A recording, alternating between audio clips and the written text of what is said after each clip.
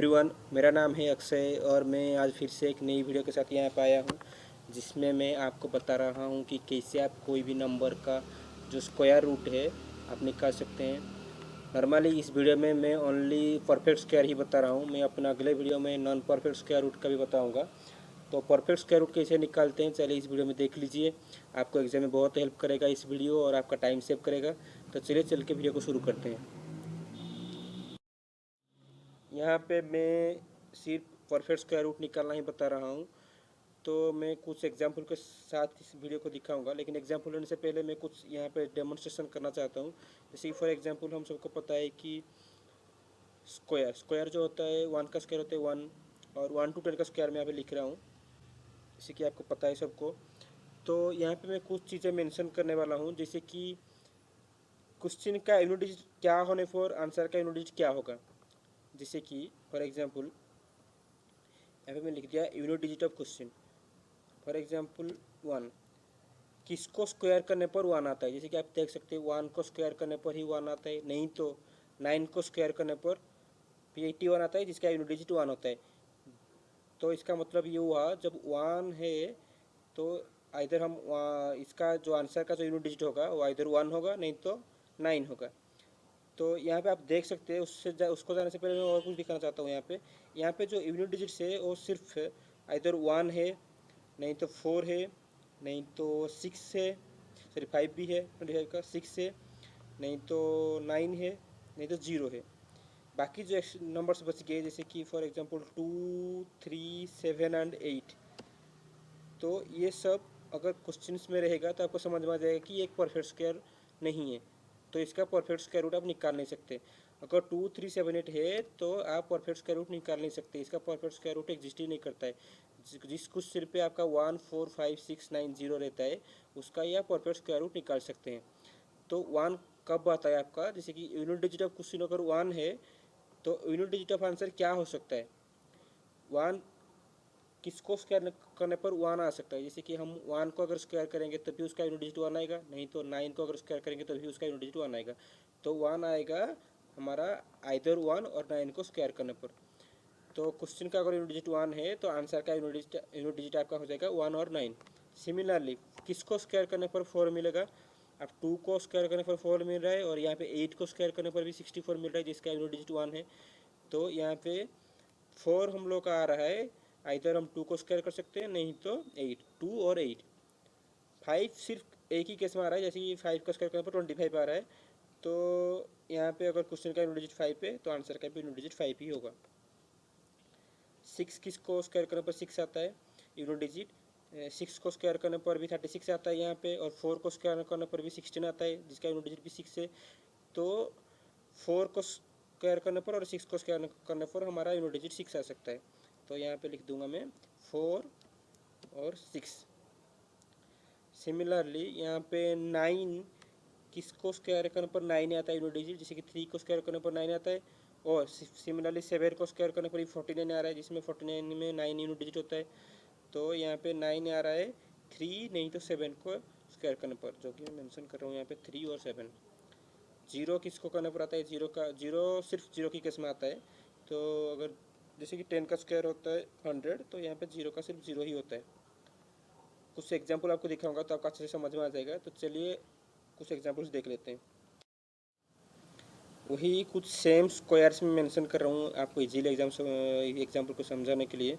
वही सेम चीज़ को मैं मेंशन कर रहा हूँ यहाँ पे, जैसे कि 1 to 10 का स्क्वायर हो गया, और मान लीजिए मैं 11 to 20 का भी स्क्वायर लिख देता हूँ। यहाँ पे थोड़ा बड़ा एग्जाम्पल दिखा दूंगा आपको, और 11 to 20 का एग्जाम स्क्वायर लिख दिया। और सेम ओल्ड स्लाइड में जो चीज़ मेंशन किया था कि किसको स्क्वायर करने पर क्या आता है वो भी लिख दे रहा हूँ यहाँ पे, जैसे कि 1 और 9 को स्क्वायर करने पर ही 1 आ सकता है, 2 और 8 को स्क्वायर करने पर हमारा यूनिट डिजिट 4 आ सकता है। ये सब चीज़ें आप ध्यान रखना जो बहुत ज़रूरी है स्क्वायर रूट निकालने के टाइम पे। तो कोई एग्जाम्पल शुरू करते हैं। मेरा पहला एग्जाम्पल ले रहा हूँ मैं, 784 का स्क्वायर रूट निकालेंगे हम लोग।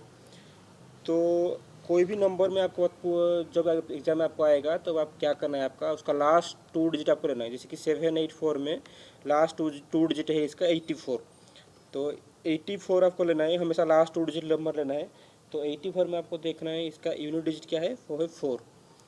तो 4 किसको स्क्वायर करने पर 4 आता है, यहाँ पे राइट साइड में आप देख सकते हैं 2 नहीं तो 8 को स्क्वायर करने पर आपको 4 मिलता है यूनिट डिजिट।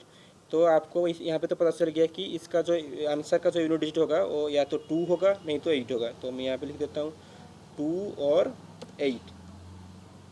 इसके बाद 784 में 80 पर चला गया, बाकी जो बचा जैसे कि यहाँ पे बच गया 7, तो उससे हमको पता चलेगा कि इसका 10th डिजिट क्या आने वाला है आंसर का। तो यहाँ पे बाकी बच गया 7 हमारा। तो आपको ये यहाँ पे ये चेक करना है कि 7 किसके स्क्वायर का बाद 7 आता है। जैसे कि फॉर एग्जांपल यहाँ पे 2 का स्क्वायर होता है 4 और 3 का स्क्वायर होता है 9। 9 जो होता है वो 7 से बड़ा होता है और 2 का और 7 आता है 4 और 9 के बीच में। तो यहाँ पे आपको 2 का स्क्वायर 4 होता है तो 2 ही कंसिडर करना है। 3 का स्क्वायर 9, 7 से बड़ा आता है वो नहीं लेना है। तो यहाँ पे इसका जो 10th डिजिट होगा वो 2 होगा। किसको स्क्वायर करने के बाद किसके बाद वो नंबर रहता है, जैसे कि 2 का स्क्वायर होता है 4, 4 के बाद ही 7 रह रहा है, तो इसलिए आपको 10th डिजिट आपको यहाँ पे आंसर का हो जाएगा 2। 3 हो लेंगे तो बड़ा हो जाता है, जैसे कि 3 का स्क्वायर 9 है तो 7 से वो बड़ा है तो नहीं ले सकते, हमको हमेशा छोटा लेना है। तो यहाँ पे 10th डिजिट हो गया 2, दोनों में लिख दे रहा हूँ। तो हमारा आंसर हो जाएगा आइदर 22 और 28। तो इसमें हमको पता चलेगा कि सही आंसर कौन सा है। तो इसके लिए आपको क्या करना है, जो आपको अभी 10th डिजिट मिला जैसे कि 2 मिला है, उसको उसके नेक्स्ट डिजिट के साथ मल्टीप्लाई करना है। जैसे कि यहाँ पे 2 मिला है तो 2 का नेक्स्ट डिजिट है 3, तो 2 इंटू 3 करेंगे तो आएगा 6।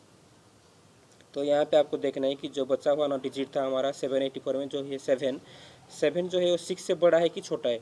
यहाँ पे अगर 7 6 से जैसे कि 7 6 से बड़ा है तो आपको बड़ा वाला नंबर लेना है, जैसे कि 22 और 28 में 28 होगा आपका आंसर।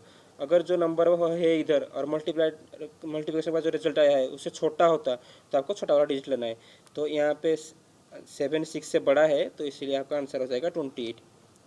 तो फाइनल यहाँ पे लिख दे रहा हूँ 784 का जो आंसर हो जाएगा स्क्वायर रूट हो जाएगा 28। एक और एग्जांपल हम लोग देखते हैं 7569, इसका लास्ट 2 डिजिट हो गया 69, तो यूनिट डिजिट है 69 में 9, तो किसको स्क्वायर करने पर 9 आता है, आइदर 3 नहीं तो 7। तो यहाँ पे मैंने लिख दिया 3 और 7। इसका 10th डिजिट कैसे निकालेंगे, 75 किसको स्क्वायर करने के बाद 75 आता है, जैसे कि 75 किसके स्क्वायर के बीच में रहता है, जैसे कि यहाँ पे 8 का स्क्वायर आप देख सकते हैं 64 है और 9 का स्क्वायर है 81, तो 81 बड़ा हो गया 75 से, तो यहाँ पे इसका 10th डिजिट है वो 8 ही होगा। तो मैं दोनों साइड में मेंशन कर रहा हूँ 8। जैसे कि 75 जो है रेसिडुअल पार्ट है वो आपको यहाँ पे ध्यान से याद देखना है कि किसको स्क्वायर करने के बाद ही जो इसका ये रेसिडुअल पार्ट जो है वो आता है। जैसे कि 8 का स्क्वायर होता है हो गया 64 और यहाँ पे 75 है और 9 का स्क्वायर होता है 81 75 से बड़ा है तो उसको नहीं ले सकते, तो यहाँ पे 8 ही लेंगे हम, 9 नहीं ले सकते, तो 8 हो जाएगा इसका 10th डिजिट। तो आंसर इसी दोनों में से कोई एक है, जैसे कि 83 नहीं तो 87। तो इसको जानने के लिए जैसे कि मैं प्रीवियसली भी बताया था सेम 8 को आपको नेक्स्ट डिजिट उसका है 9, उसके बाद मल्टीप्लाई करेंगे तो 8 इंटू 9 करेंगे तो हो जाएगा 72। यहाँ पे सेम है 75 72 से बड़ा है तो हमारा आंसर भी बड़ा वाला होगा, जैसे कि यहाँ पे 83 और 87 में 87 बड़ा है तो हमारा आंसर हो जाएगा 87। तो मैं यहाँ पे लिख सकता हूँ 7569 का स्क्वायर रूट है 87। हम कुछ एक दो और एग्जाम्पल देखते हैं। सेम चीज़ मैं यहाँ पे राइट साइड में मेंशन कर रहा हूँ, आपको इजीली समझ में आएगा। तो एक एक चीज़ आपको मेंशन करके मैं दिखा रहा हूँ यहाँ पे। और एक एग्जांपल ले रहा हूँ मैं, जैसे कि फॉर एग्जांपल 15625, यहाँ पे इसका लास्ट 2 डिजिट नंबर हो गया 25, तो यूनिट डिजिट है 25 का 5 किसके केस में आता है, सिर्फ 5 के केस में ही 5 आता है। तो यहाँ पे आप श्योर है कि एक ही ऑप्शन है हमारे पास, तो इसका यूनिट डिजिट हो गया 5। तो 156 किसका स्क्वायर के बाद 156 आता है, जैसे कि 12 का स्क्वायर होता है 144, 13 का स्क्वायर होता है 169, तो 13 तो बड़ा हो जाएगा 169 है, तो यहाँ पे इसका जो 10th एंड 100 डिजिट जो भी रहेगा, तो यहाँ पे जैसे कि रेसिडुअल पार्ट हमारा 156 है, 156 का 12 का स्क्वायर के बाद ही आता है, तो यहाँ पे हम लोग इसका बाकी जो 2 डिजिट आएगा आंसर का वो 12 ही होगा। यहाँ पे और कोई ऑप्शन नहीं है, एक ही ऑप्शन है, तो ये हमारा फाइनल रिजल्ट हो गया जो है कि 125, यही फाइनल रिजल्ट है।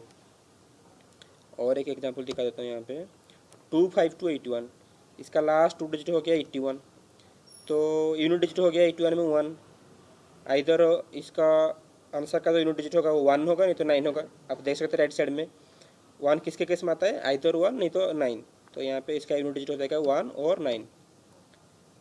तो इसका जो बाकी बचा हुआ है, जैसे कि 252 तो आपको देखना है कि किसके स्क्वायर के बाद 252 आता है।